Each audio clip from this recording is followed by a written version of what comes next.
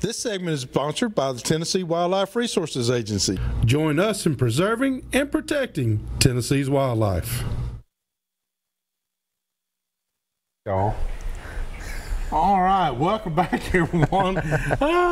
They're still talking about whatever they were They're talking having a lot of fun back here somewhere. We can hear them. Hey, you can call us here at 615-737-7767 in case you might have some calls. I do want to say, I want to start it off by saying, I got choked up. I'm sorry for getting choked up. That song really touched me, and I appreciate Addison using his talents and his gifts from God to touch people like myself. And thank you so much. Thank you. You brought back some wonderful memories, and I hope it did for everybody. By the way, but you remember last week we had a caller that called and wanted to know if they were dropping Center Hill Lake. Yeah, they are. Yes, they are. A lot. And a lot. And let me tell you something. There's 8 ramps that are usable. That's it. Now I think there's like 17 left, but they are actually working on one of the ramps, and they are dropping the lake level.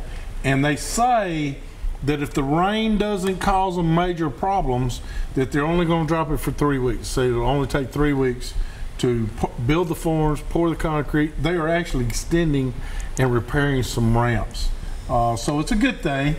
And 3 weeks is not too much. We can handle 3 weeks. We can handle 3 weeks. As long as you don't get into my springtime smallmouth, we'll be fine. But 3 weeks is good. And then, but they are going to do it. They've got it on plan. And like I said, now this rain right here is not helping matters at all. That's pushing it back. So hopefully it only pushes it back 2 or 3 days. But just want to let everybody know, check with the Corps of Engineers to see which ramps are to where you can use them. I do know that Raglan Bottoms is a good one. I know that Hurricane Mills, Hurricane Bridge, those are good ramps to go to. So Edgar Evans. Yeah, Edgar Evans is where I like to go. I was going to ask. I don't know if that one's going to be one of the ones that's open or not, but I think it is. Yeah. But if not, you don't have to go far to get to one that is. No, that's the good thing about Center Hill. You can get to another ramp. Yeah, real pretty quick. But just keep an eye out. The TWRA does have it out on Facebook, which ones are open. So check into that. And we got a caller. We got a caller. Let's see who we got here. Dale, how can we help you tonight? Have there been any wolves turned loose in Tennessee? Wolves? Been rumor of it for a long time. I don't know if there been. I don't know of any proof behind it. No. I've heard that my whole life. I can tell you that. No. No. Now, if some individual bought a wolf and brought it in and released it, that's one thing. But TWRA, I can vouch for them, have never released a wolf in Tennessee. Okay, thank you. Thank you, sir. Have a good night. We've never released a mountain lion, but you've seen a couple of mountain lions too. I've heard that my whole life, you know, that they released wolves. I heard they parachuted rattlesnakes at one time. Yeah, rattlesnakes and mountain lions, and it's a conspiracy. They've been trying to hide the mountain lions, but that is truly something that I've heard for years. You know, well, they released wolves, you know, but no, they didn't. They didn't put any wolves out there. Big German shepherds. Yeah, I've seen a few coyotes that would almost classify as a wolf, but well, no wolves. You know, there's a lot going on. TWRA is doing a lot of stuff. We got this CWD. Still a lot more cases coming. You know. Yeah. There's been a lot more confirmed 24 cases anymore. No, it's up in the 100 and. Yeah.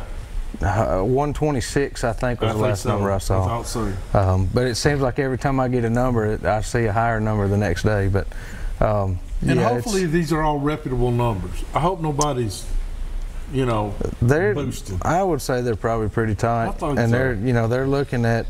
I saw something today where it would have been approximately 7%, I believe, of the deer turned in, which that's a pretty significant number, though. 7%. But it was just in those two counties. Those counties, three counties. 3 counties. I'm sorry, 3 counties. Oh, we got a caller here. We got another caller. Gregory, how can we help you tonight? I hear that tilapia over at the steam plant is being killed by the thousands. I haven't heard anything about that. I haven't heard anything about that. I know that some people are catching them by the hundreds. Yeah, I haven't heard anything. I hadn't heard anything about a kill-off. I know a guy that's there pretty often. He hasn't said anything about it, but unless it's something new, is that something you've just heard recently? Well, one of the game wardens up in Smith County, supposedly I thought I told him that he'd been fishing over there and they were floating around everywhere. Now that's for the rain. Yeah. I can get some information on that pretty quick, but I've not heard anything about that. Now I heard that a bunch of Asian carp had a die-off. Now that I did hear.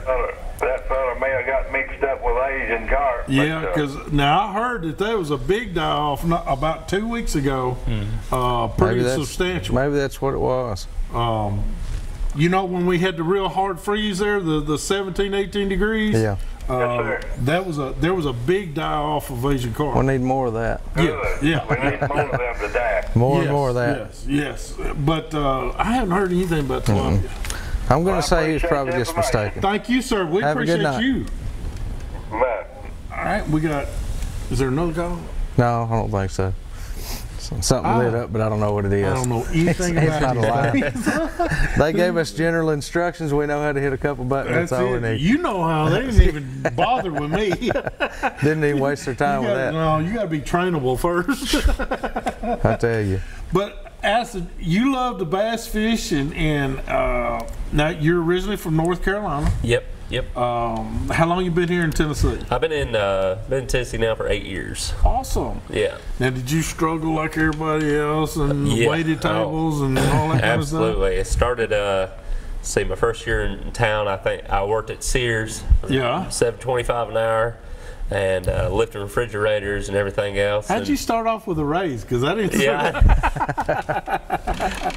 I sang my song. They give me a bump quick. And then I worked at Lumber Liquidators, and then I worked at Ford Lincoln and Franklin, and just over past couple years now, I've been doing it full time, and we did 160 dates last year, and 17 states. Pretty much from Massachusetts down to Texas and everywhere in between. So you do have a band that goes with you and everything? And what's the name of your band? It's just Addison Johnson. Just Addison Johnson. Yep. All right. We got another caller here. Henry, how can we help you? Yes, good evening. How are you doing this evening? We're doing good. How are you? Fine. My name is Henry, and I fish over there at the Two Rivers Golf Course place over there. Yeah.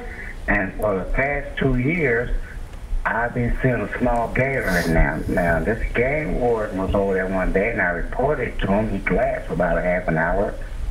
He never rose again.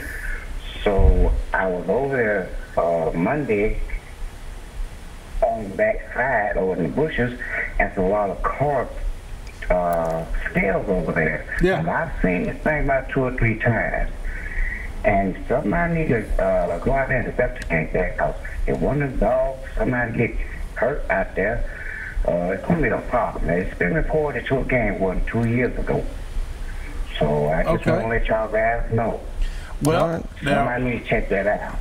We appreciate it, and I will tell you this much, that these calmer winters that we're having here in Tennessee, we're getting more and more reports of gators. There was one in Bedford County Lake. There were several together there. Yeah, there were several there. So they are, gators are like everything else. They're going to migrate where the food is. So they're coming up from the south and moving more north where there's plenty of fish for them to eat and stuff like that. And the milder winters are allowing them to do that. So they can live here. They can live the biggest thing. That's right. He's probably released by somebody if he's in there. But I'm going to tell you one thing, Henry. What I do, I take my phone with me, and if it's got a camera, and that's what I do. I take a couple of pictures of it, and just show a game warden a picture of it, and because they can't say that it's not happening, because we've already had other cases of it. Oh yeah.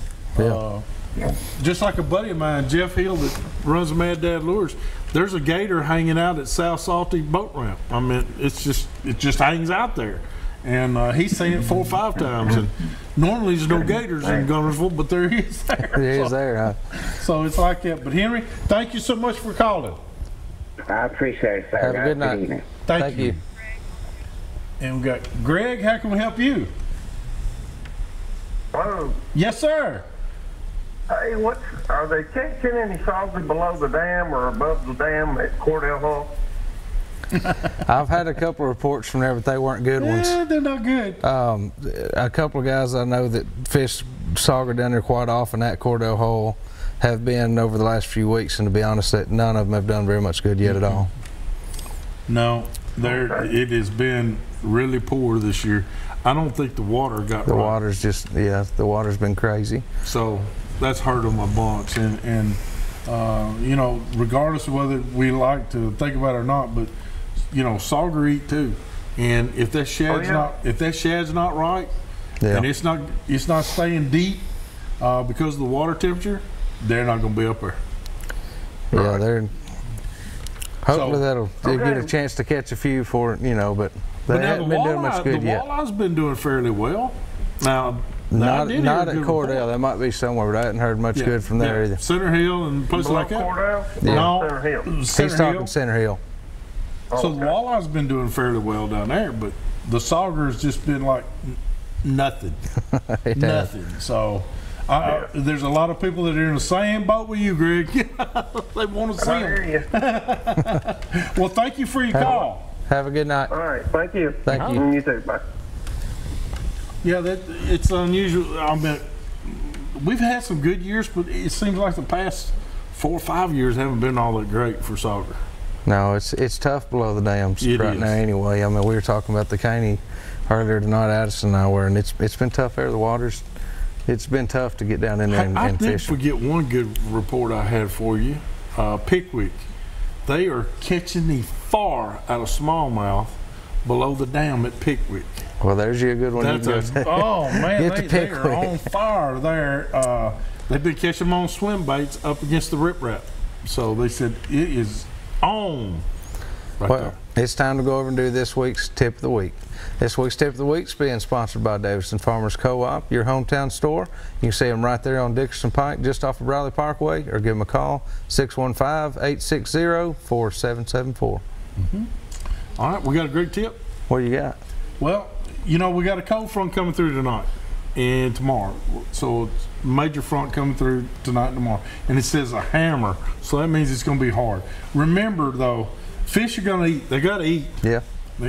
They just have to. They're constantly moving, swimming. They've got to eat at some point in time. Remember, cold fronts make their nose go to structure. If it's a log, if it's a rock, their nose is going to be right on it. They're not going to be looking away from it. They're going to be right on it. If you wait a couple of days, they will change. They will turn. They will turn away from that structure and look to ambush something.